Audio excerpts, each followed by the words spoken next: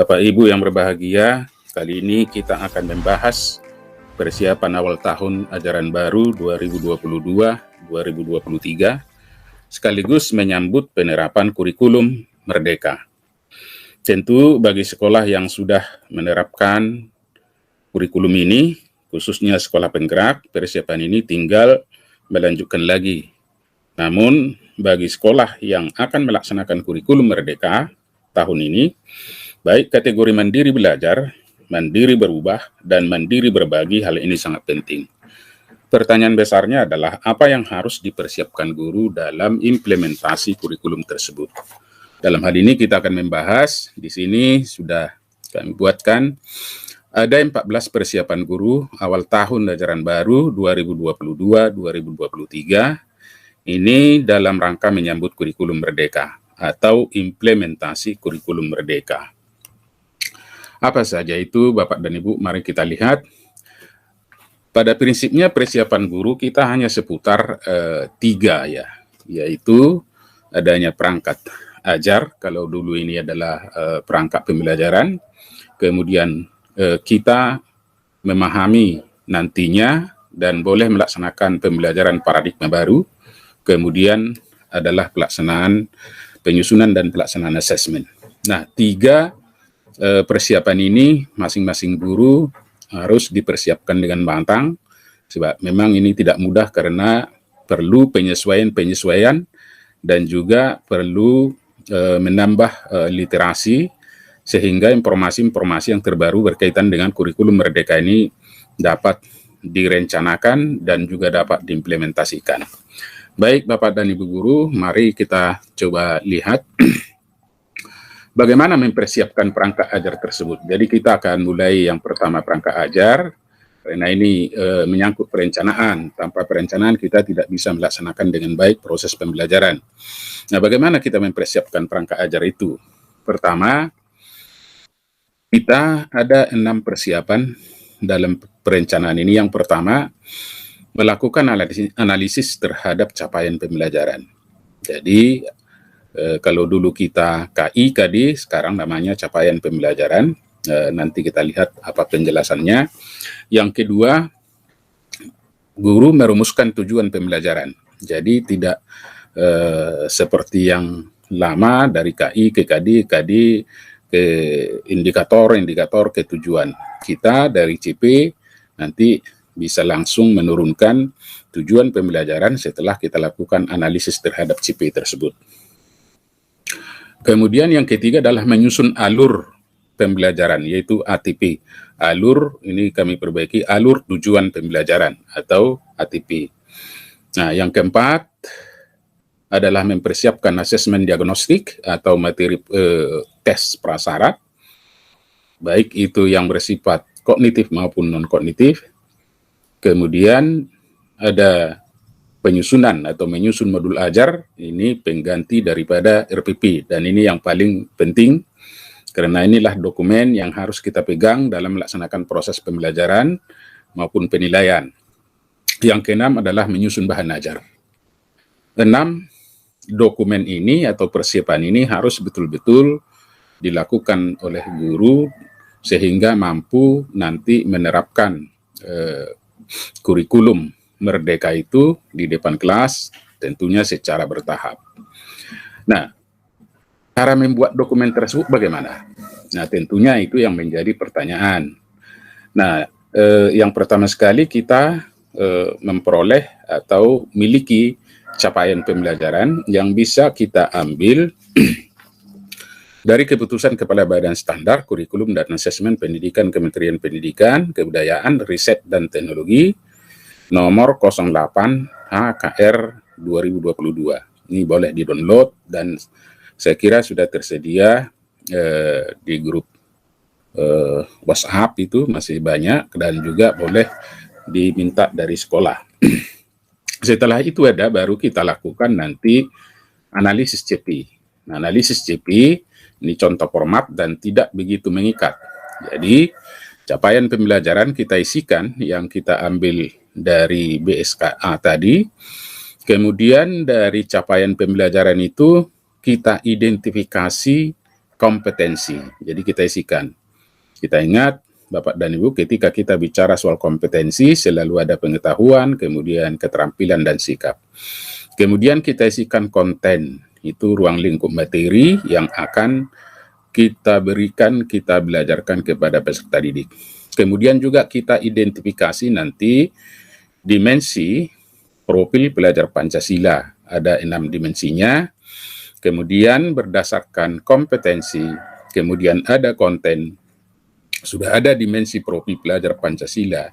Kita rumuskanlah nanti tujuan pembelajaran. Nah, setelah itu dari masing-masing tujuan pembelajaran akan kita urut nanti yang kita sebut dengan alur tujuan pembelajaran. Jadi diurutkan secara linear, kemudian dilihat kaitan-kaitan antara tujuan pembelajaran satu dan tujuan pembelajaran lainnya. Seterusnya nanti dari masing-masing tujuan pembelajaran kita pertimbangkan, kita ukur. Nah, kita perhitungkan waktu yang digunakan untuk membelajarkan satu atau lebih tujuan pembelajaran tersebut. Nah, nanti yang kita isi di kompetensi, perlu kita mengingat kembali taksonomi Bloom yang berkaitan dengan proses kognitif, mulai C1, C2, C3, C4, C5, C6, yaitu sampai mencipta, sehingga kita tahu nanti kira-kira target kompetensi yang harus dicapai anak kita ini seperti apa. Karena kita ketahui tidak ada lagi KKM, sehingga di dalam hal melaksanakan remedinya nanti kita akan melihat pencapaian tujuan. Tentu pencapaian tujuan akan dilihat dari tingkat kompetensi menurut taksonomi Bloom yang sudah diperoleh anak didik kita tersebut. Kemudian di dalam kompetensi, di dalam penulisan berkaitan dengan konten nanti harus kita perhatikan urutan-urutan daripada kontennya atau dimensi pengetahuan, yaitu faktual, konseptual, prosedural, dan metakognitif. Selanjutnya, kita akan tetap menerapkan apa yang kita sebut 4C, yaitu berpikir kritis, kemudian kreatif, komunikatif, dan kolaboratif. Nah, di dalam konten, kita isikan saja nanti ruang lingkupnya, kemudian dimensi profil pelajar Pancasila, ya ada 6 dimensi, tetapi bukan hanya 6 dimensi, kita perhatikan, kita lihat lagi elemen dari dimensi tersebut.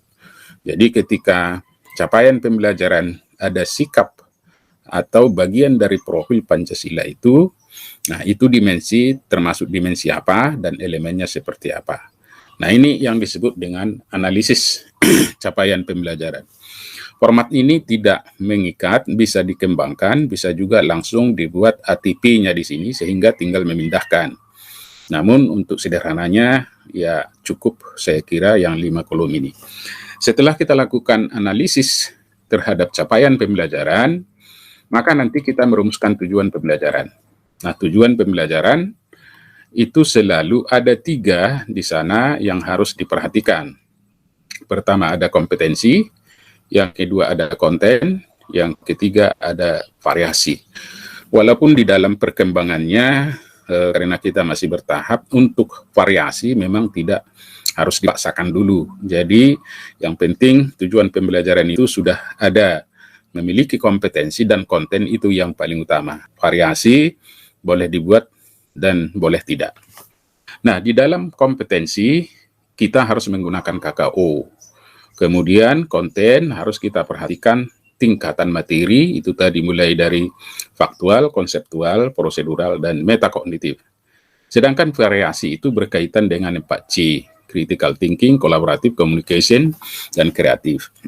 Nah, contoh misalnya seperti ini. Menjanjikan solusi untuk menangani perubahan kondisi dalam permukaan bumi akibat faktor manusia ini dalam geografi. Nah, penulisan tujuan pembelajaran bisa juga diawali dengan peserta didik atau siswa, tapi tidak harus. Yang penting ada kompetensi, yaitu menyajikan. Nah, ini harus kita lihat nanti di mana C berapa ini, karena ini yang harus dituju. Kemudian, ruang lingkup materinya itu perubahan kondisi dalam permukaan bumi. Nah, inilah yang disebut dengan konten. Sedangkan variasi, untuk menjadikan anak ini berpikir kritis, ada akibat faktor manusia. Nanti akan ketika ini dibelajarkan, akan ada anak ini dia berpikir kritis dan kreatif melihat apa yang faktor-faktor dari ditinjau dari seluruh manusia yang membuat kondisi perubahan permukaan bumi ini. Nah, ini variasinya. Jadi ini contoh salah satu dari perumusan tujuan pembelajaran. Setelah kita rumuskan tujuan pembelajaran, baru nanti ada namanya alur tujuan pembelajaran. Ini tertinggal alur tujuan pembelajaran atau ATP. Nah, alur tujuan pembelajaran ini, atau memang kadang disebut ini alur pembelajaran, tapi adalah rangkaian tujuan pembelajaran yang tersusun secara sistematis. Jadi sistematis terencana dan logis ya menurut waktu ya, menurut tingkatan-tingkatannya. Jadi logis dia di dalam fase secara utuh dan menurut urutan pembelajaran sejak awal hingga akhir satu fase. Jadi kita ketahui Bapak dan Ibu diulang kembali melihat fase yang dimulai dari fase A yaitu kelas 1 dan 2, fase B kelas 3 dan 4 dan seterusnya. Kalau di SMA hanya 2 fase yaitu fase E dan fase F. Kemudian alur ini disusun secara linear, jadi lurus dia sebagaimana urutan kegiatan pembelajaran yang dilakukan dari hari ke hari untuk mengukur CP. Jadi ini tangga sebenarnya secara bertahap sampai nanti mencapai capaian pembelajaran. Jadi tidak boleh tumpang tindih, harus dilihat urutan-urutannya sehingga nanti bisa sampai dia ke CP.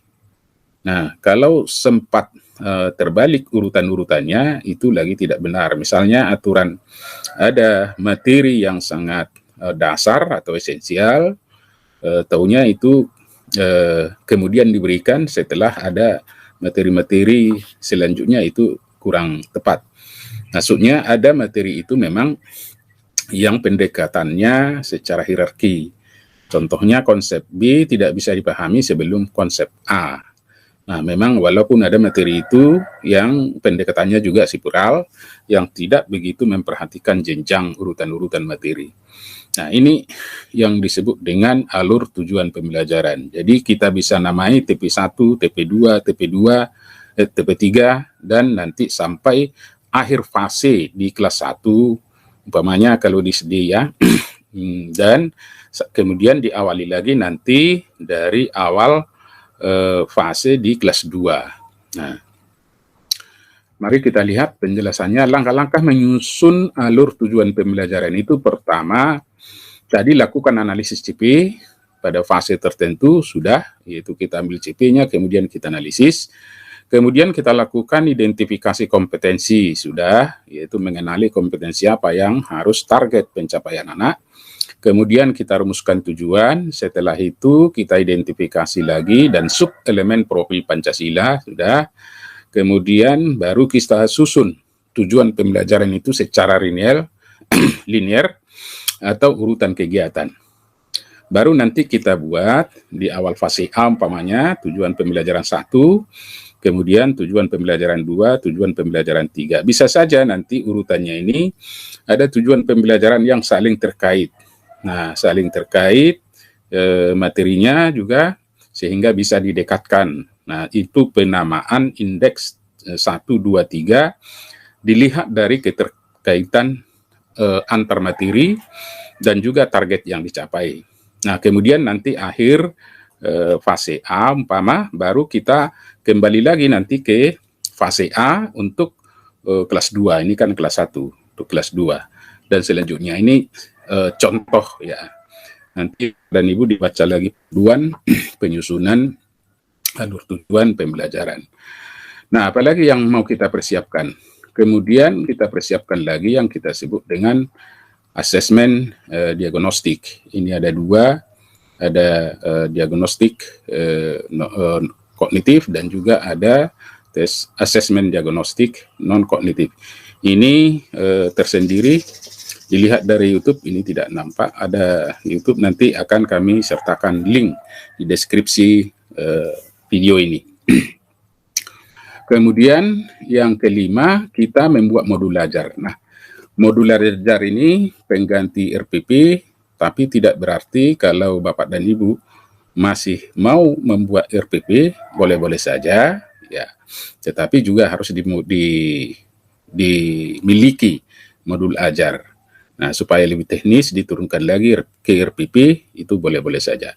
Nah, jadi dokumen atau perangkat ajar yang disebut di kurikulum Merdeka itu sebenarnya yang pertama adalah memiliki modul ajar. Ini yang paling utama. Yang kedua adalah perangkat buku pelajaran, buku paket.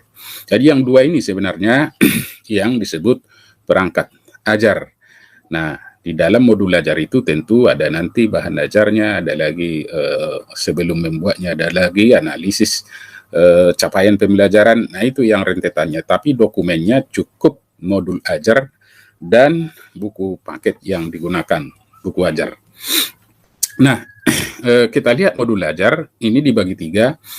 Ada informasi umum yang terdiri dari identitas sekolah, kompetensi awal, kemudian profil pelajar Pancasila, sarana dan prasarana, target peserta didik, ya, kemudian model yang digunakan. Ini termasuk informasi umum.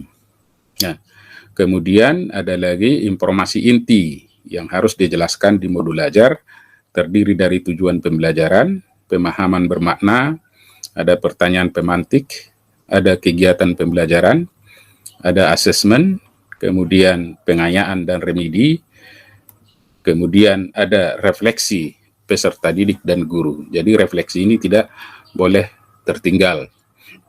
Nah, itu bagian inti. Jadi bagian lampiran ada lagi lembar kerja peserta didik atau LKPD atau LKS apalah namanya, tetapi lembar kerja untuk siswa.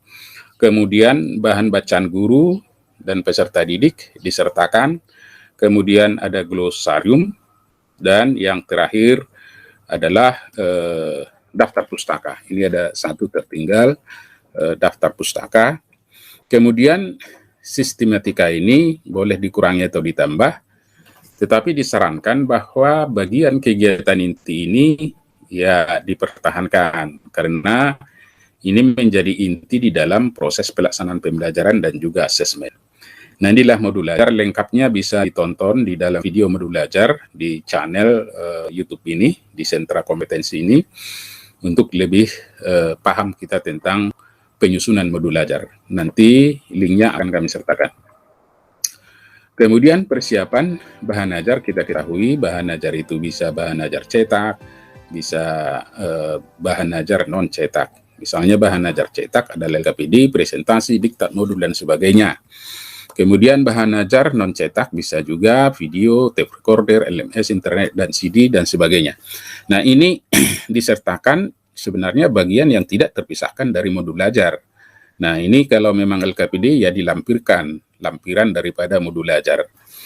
Nah, Bapak dan Ibu, itulah perencanaan yang harus dimiliki dan harus dilakukan oleh guru sehingga sukses dalam menerapkan kurikulum Merdeka Belajar di dalam kurikulum Merdeka.